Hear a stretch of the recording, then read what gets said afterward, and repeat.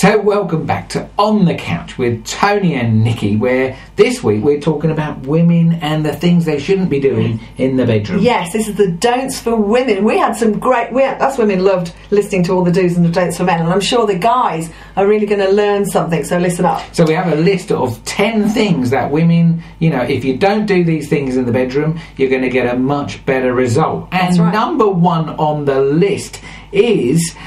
don't decide when to have sex, just as Nikki says here on this list, just get on with your life and wait.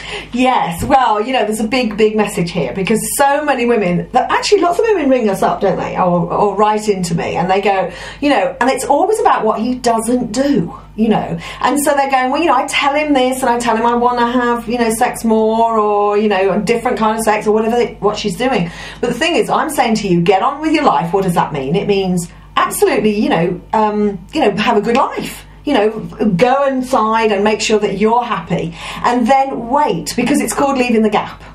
And, only when he feels in charge in your relationship, which you've heard us say a whole bundle of times, will he feel right about being a man, and then he's going to woo you and make love to you, and everything's going to be great. But you have to wait. You can't take the lead. Good. So this one might seem a bit alien if that one wasn't to you. So this one is really don't take the lead. Oh yeah, so that's what I've just said really, is that, leading in any way, shape or form, anything from saying when you think it should happen, or, leading in life, it's just not going to work, because the man's going to go, either he's going to feel like you're nagging him like crazy, and that makes him feel criticised and makes him feel like he doesn't want to do it. Men will move away from women who tell him what to do. Or, he's going to feel like he's doing it because you want to, and that's not going to make him feel good, he's not going to be great, and it'll be a disaster. Good. That's the truth. So, number 3 on the checklist, hope you're ticking these off, is that you need to stay out of your head and sort of basically let it happen, really. Yes. I have to admit, this was the thing that I found the most difficult. When I met Tony and we started to learn about this stuff and about the difference between men and women and really what their needs are, I started to realise that actually, if I'm honest, I had been having sex or making love or whatever, I was calling it in the past, but I was in my head such a lot of the time. I'm thinking, what am I doing? What's he doing?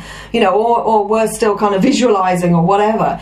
And I realised that to have a really beautiful experience as a woman, that I needed to get out of my head. What does that mean? That's actually to be out of thought. Now, that might sound difficult, but actually the more you relax and stop trying to make things happen, the more you will be out of your head. And it may take a little practice, but that definitely will have a great impact on your lovemaking. Yeah, if that sounds a bit difficult, how do I stop thinking? It's very possible, and something, it's a big subject, really, to learn to stop thinking. It's an amazing thing when you do it, yeah? Yes. Now, the next one on the list, and I bet you've never done this ever, which is to nag your man about sex, either not enough or too much, one way or the other. Yeah, and I've kind of covered it at the beginning, of course, is that, if you talk about it outside of the bedroom and you tell him that whatever is happening isn't meeting your needs, then actually he's going to take that really badly. So, it's really back to, don't number 1, is that really, don't tell him when, how often, where, don't tell him anything. Just, leave the gap, as I said before. The next one's really about the difference between sex and love. So if you really want to experience love on the one hand, which is what we call in the green, my beautiful wife's wearing green, whereas I'm red, so I'm in the sex mode today, but that's okay. If you really want to experience more love, then you really need to get this one right, which is to really don't get him sexually excited. Yes. Now, again, this has been so programmed into us women, especially in this day and age, is that, here's what you do, Cosmopolitan's got it on every page, here's how to give him a great blowjob, and here's how to really get this man so excited that he's, like I call it, blowing like Krakatoa, isn't it? I don't know whether that's the right expression, but anyway, and we've been taught and programmed to do that so much, and actually this is a really big don't.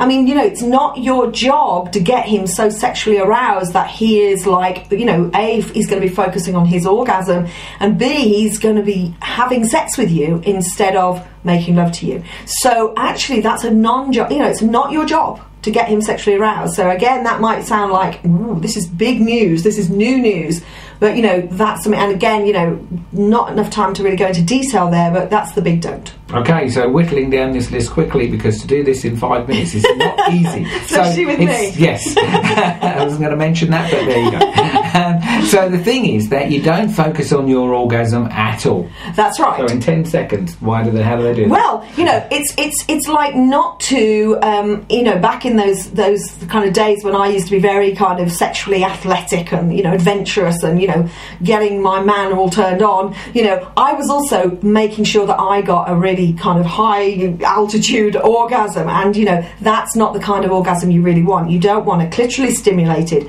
massive masculine type orgasm. You want to go for a full body orgasm, and so therefore you need to relax. Yes, the next one's simple. Don't visualise, hunky men.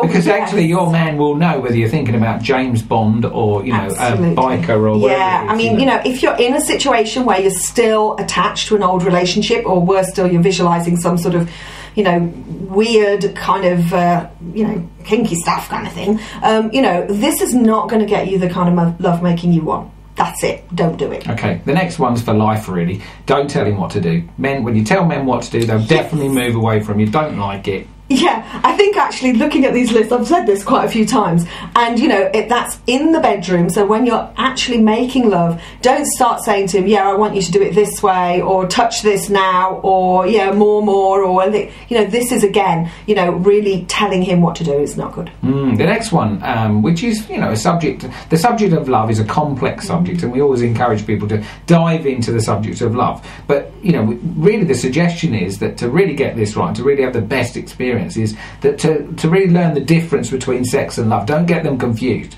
People think making love is having sex. It definitely is not, and it's a big subject, isn't it? But yeah, it's really, really different. And, having sex often, it means that, he does one thing, then you do the next thing. And, the amount of people, when they're really honest, that tell us that it becomes boring, or you have to do even more adventurous things to get any kind of sexual high.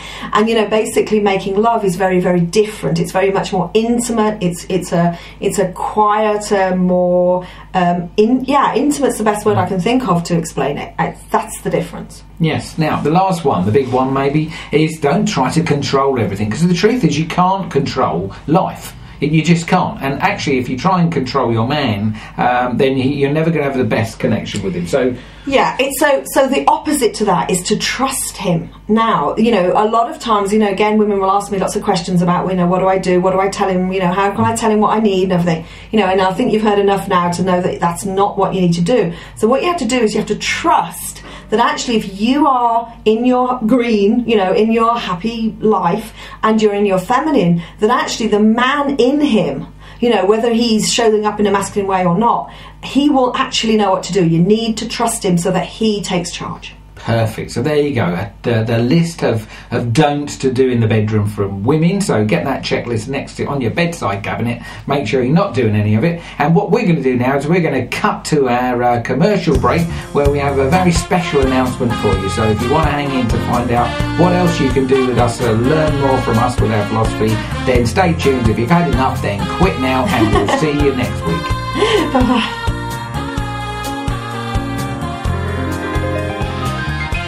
Welcome back to the commercial break for this week, which is an exciting announcement, because in Birmingham, my beautiful wife's hometown, on the 9th of July, at about 7 o'clock in the evening at the Apollo Hotel on the Hagley Road. Just outside Birmingham. She knows it well.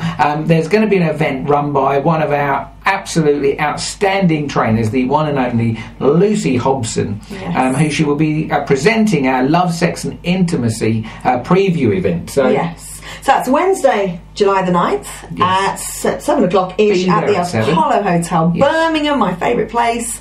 Be there. It's going to be a great evening. Get on the old email that you received this on, if you received the email, and book your ticket. Just click the button, or somehow get in contact with us. For singles and couples and people in a relationship. You'll love it.